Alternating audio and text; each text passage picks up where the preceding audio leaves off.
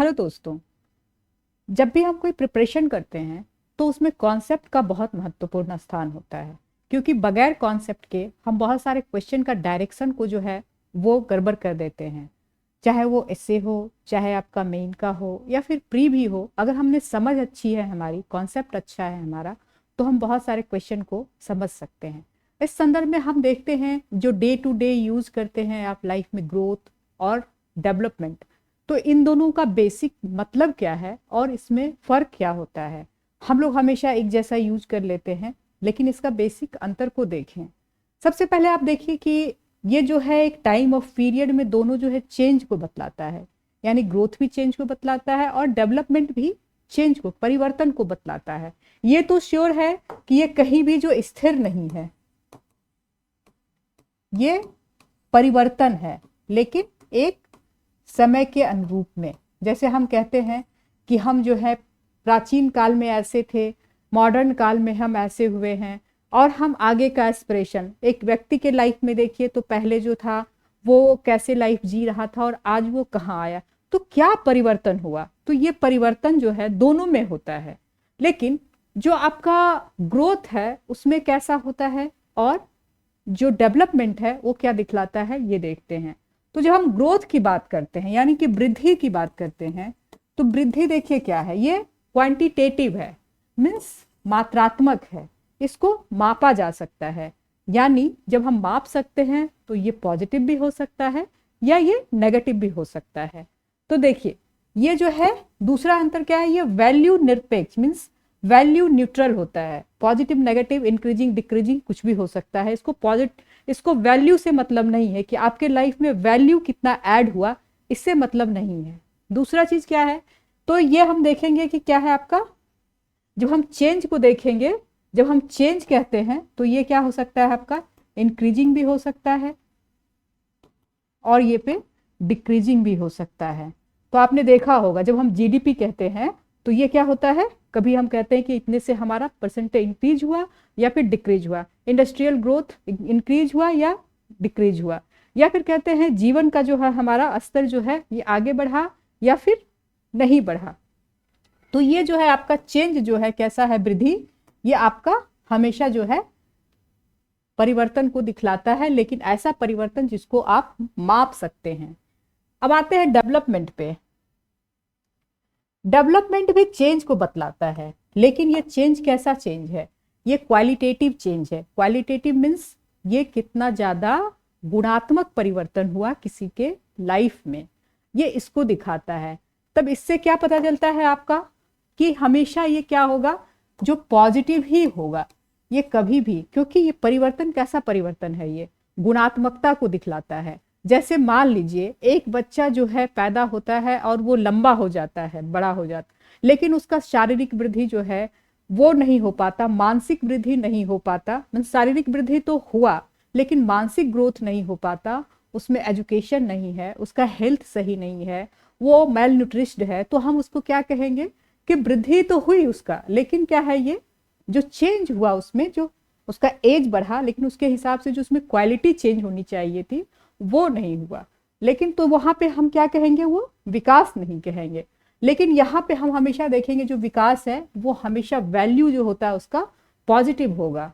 उसके बाद क्या है आपका, इसका मतलब क्या है, जो डेवलपमेंट है ये विदाउट ग्रोथ नहीं हो सकता है। लेकिन ग्रोथ कैसा, ग्रोथ का जो हमेशा पॉजिटिव होगा, इसमें पॉजिटिव ग्रोथ होना बहुत जरूरी है। यानी कि डेवलपमेंट में ग्रोथ है लेकिन ग्रोथ का कौन सा रूप है, पॉजिटिव होना चाहिए, जो ये हमेशा आपका क्या करे, दिखाए। जैसे आप एक एग्जाम्पल से समझिए, जैसे एक सिटी है, मान लीजिए कोई एक नगर है, उसमें क्या हुआ, जनसंख्या जो है पहले 5 लाख थी, फिर जो है 10 साल में, मतलब 5 साल में उभर के 10 लाख हो गई। ठीक है, तो यहाँ क्या हुआ, वृद्धि हुई। हम कह सकते हैं कि जनसंख्या में जो है वृद्धि पॉजिटिव हुई। लेकिन उसके हिसाब से वहां पे हम देखेंगे कि उस सिटी में जो है क्या फैसिलिटीज उतने डेवलप हुए, क्या वहां पे सैनिटेशन का प्रॉब्लम सॉल्व हुआ, या फिर क्या वहां पे वाटर की समस्या है, या फिर वहाँ रोड सही है, बिजली सही से मिल रहा है, उनको जो जीवन की सुविधाएं जो नगर में होनी चाहिए क्या उनके पास है, तब हम इसको कहेंगे डेवलपमेंट। नहीं तो सिर्फ ये क्या हो गया, एक ग्रोथ हुआ। तो ये आप देखेंगे इसी तरह से आप बहुत जगह इस तरह के एग्जाम्पल को और भी रिलेट करके देखिए कि हम क्या लाइफ में भी देख सकते हैं कि उसका ग्रोथ हुआ, क्या उसका डेवलपमेंट हुआ, क्या आज जहाँ है था जहाँ कल वहां से आगे आया। तो ये प्रगति जो है किस दिशा में गई ये आपको दिखाता है। तब हम देखते हैं कि क्वालिटी ऑफ लाइफ, यहाँ पे क्या हो गया इंपॉर्टेंट कि क्वालिटी ऑफ लाइफ उसकी कैसी है। यहाँ पे ये नहीं हुआ कि उसका ग्रोथ कितना हुआ, आय में कितना ग्रोथ हुआ या फिर नहीं हुआ, लेकिन इसमें क्वालिटी, ओवरऑल क्वालिटी कितना हुआ। तो इसमें अगर हम क्वालिटी ऑफ लाइफ की बात करेंगे तो उसमें आय ऑलरेडी जुड़ा हुआ है, क्योंकि हम जो विदाउट हमारे पास इनकम नहीं होगा तो हम कभी भी डेवलपमेंट की कल्पना नहीं कर सकते हैं। लेकिन हम देखते हैं कि क्वालिटी ऑफ लाइफ में आप जब देखेंगे तो दो चीजें बहुत इंपॉर्टेंट है, अपॉर्चुनिटीज उसको कितना मिला और फ्रीडम टू एंजॉय।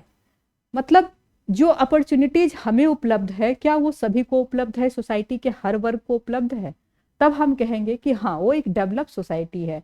और अगर नहीं है तो हम उसको डेवलप नहीं कहेंगे। जैसे एक घर में मान लीजिए बहन है और भाई है, लेकिन हमेशा क्या होता है कि फीमेल को कहा जाएगा कि आप जो है पढ़ाई के लिए सबसे पहले किसको दिया जाएगा मौका, तो ये दिया जाएगा हमेशा मेल को, और फीमेल को अगर नहीं दिया जा रहा है तो हम इसको कभी भी डेवलप नहीं कहेंगे।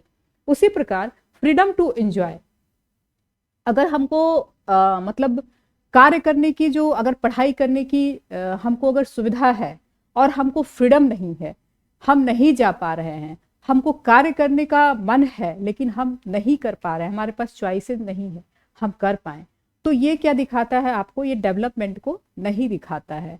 तब हम देखेंगे कि डेवलपमेंट का दो एस्पेक्ट, डेवलपमेंट बहुत इंपॉर्टेंट चीज है, वो इसमें दो चीज बहुत जरूरी है। एक तो देखेंगे आप उसमें क्या है, हिस्टोरिकल कॉन्टेक्स्ट बहुत इंपॉर्टेंट है।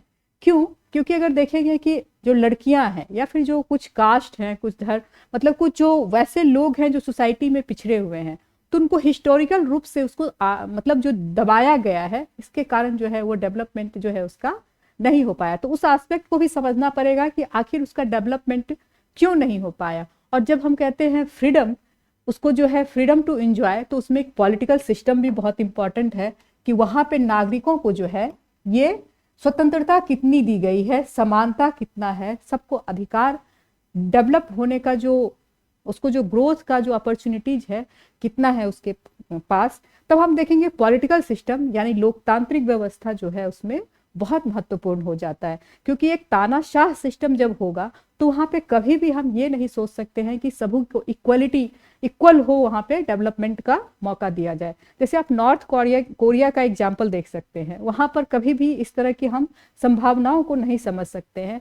लेकिन एक अमेरिका को देख सकते हैं, भारत को देख सकते हैं, जहाँ पे हमारा संविधान ऐसा बनाया गया है, जहाँ पे संविधान के द्वारा सबको अपॉर्चुनिटी दी गई है, इक्वलिटी का दिया गया है, सबको फ्रीडम दिया गया है कि आप जो है एक देश में जो है उसको कैसे आप अपना डेवलपमेंट कर सकते हैं, ना सिर्फ शारीरिक बल्कि मानसिक बल्कि आध्यात्मिक, सारे तरीके से आपका जो डेवलपमेंट होता है तब उसको हम डेवलपमेंट कहते हैं।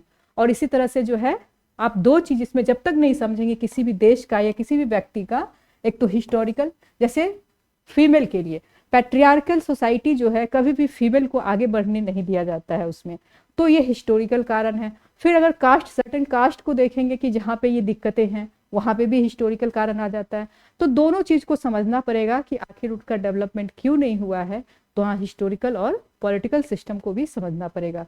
तो हम इकोनॉमिक, हिस्ट्री और पॉलिटी जब तक इसको नहीं समझेंगे, सोसाइटी को नहीं समझेंगे, तब तक डेवलपमेंट का पूरा कॉन्सेप्ट हम नहीं समझ सकते हैं। तो उम्मीद है कि आपको थोड़ा सा क्लियर हुआ होगा, बाकी आपको एग्जाम्पल के द्वारा बाद में भी बताया जाएगा। धन्यवाद।